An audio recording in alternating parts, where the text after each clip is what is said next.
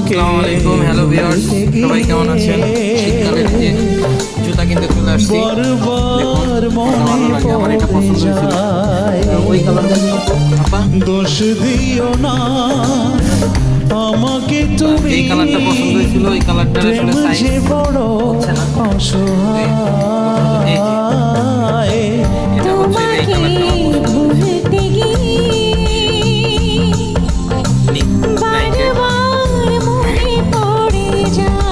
এটা আসলে কালারটা অনেক সুন্দর ছিল। তোমাকে এটাও পছন্দ হয়েছিল প্রথমে, সাদা বলে নিলাম না, কারণ বাংলাদেশে প্রচুর ধুলাবালি, বারবার মনে আমি থাকি ধুলার ভিতরে সারাদিন।